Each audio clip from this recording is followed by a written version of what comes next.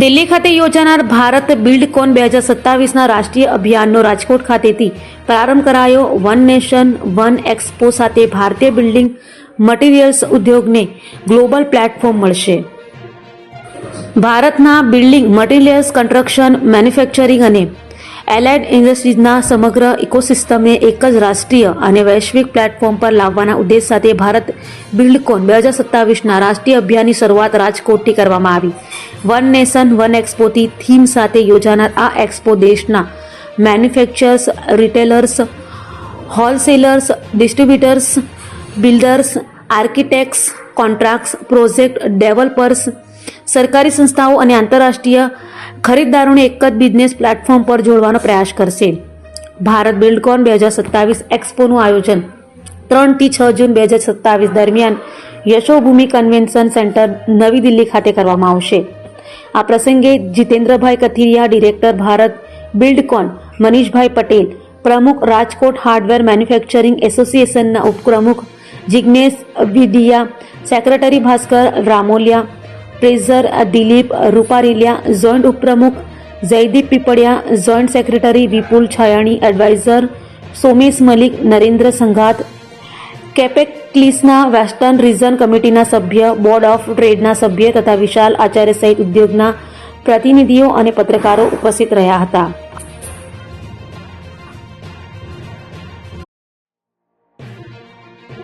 નામ છે જીતેન્દ્ર કથિરિયા અને હું ડિરેક્ટર છું ભારત બિલ્ડકોનમાં.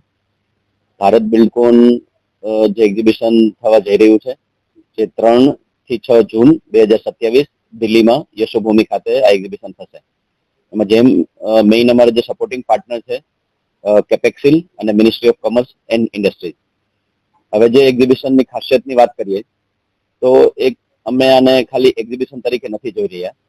આ ભારતનું એક શોકેસ છે, ભારતનું બ્રોશર છે કે જ્યાં ભારતની કન્સ્ટ્રક્શન ઇન્ડસ્ટ્રીઝને ટેકનોલોજી, સર્વિસીસ, આખી ભારતની સ્ટ્રેન્થને, ચાહે કોઈ પણ રાજ્યમાં મેન્યુફેક્ચરર હોય કે ટેકનોલોજીસ્ટ હોય, તો એમને એક પ્લેટફોર્મ પર લાવીએ અને એ પ્લેટફોર્મને આપણે ખાલી ભારત નહીં પણ વિશ્વ સુધી એને પ્રમોટ કરીએ.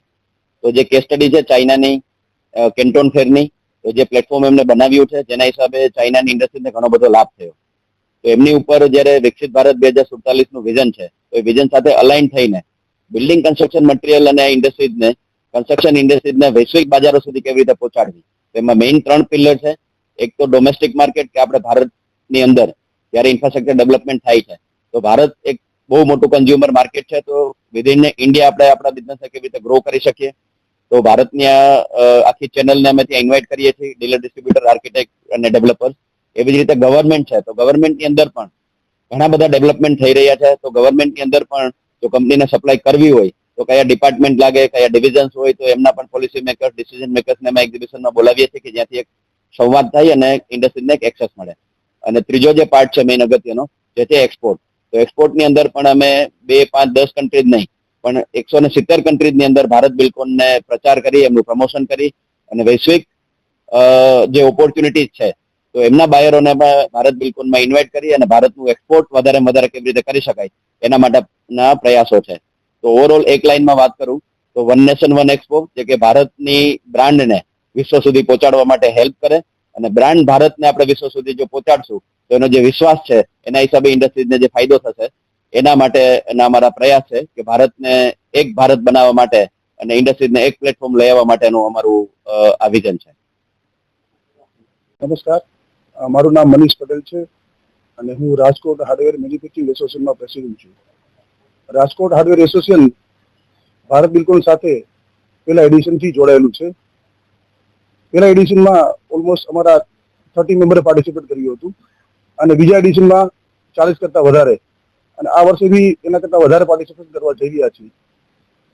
ભારત બિલ્ડકોન થકી અમારા મેમ્બરને ઘણા બધા બેનિફિટ થયા છે.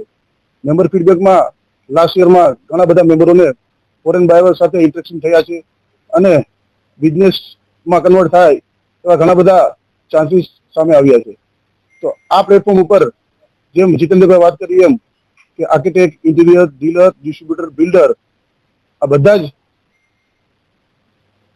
ઇન્ડસ્ટ્રીયલ પ્રોફેશન આ એક્ઝિબિશનનું વિઝિટ કરે છે અને એમની સાથે નેટવર્કિંગ કરી અને બિઝનેસ ગ્રોથ કરવા માટે મેમ્બરોને ઘણી બધી મોટી ઓપોર્ચ્યુનિટી મળે છે. તો આના માટે હું બધા મેમ્બરો અથવા બીજા ઇન્ડસ્ટ્રી એસોસિએશન ઇન્ડસ્ટ્રી ક્લસ્ટરને આ એક્ઝિબિશનમાં જોડવા માટેનું આહવાન કરું છું. આભાર.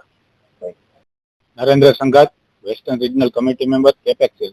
કેપેક્સિલ એ એક્સપોર્ટ પ્રમોશન કાઉન્સિલ છે જે મિનિસ્ટ્રી ઓફ કોમર્સ એન્ડ ઇન્ડસ્ટ્રીઝની સપોર્ટથી કામ કરે છે અને સ્પોન્સર પણ મિનિસ્ટ્રી ઓફ કોમર્સ અને ઇન્ડસ્ટ્રીઝ કરે છે. કેપેક્સિલનું મુખ્ય કામ છે એ એમએસએમઈ ઉદ્યોગના એક્સપોર્ટ કેમ વધે અને એની પોલિસી, એમના માટે જે પોલિસી બનાવવાની હોય એમાં મહત્વનો રોલ ભજવે છે. એફટીએ જે પણ થતા હોય એમાં પણ મહત્વનો રોલ ભજવે છે.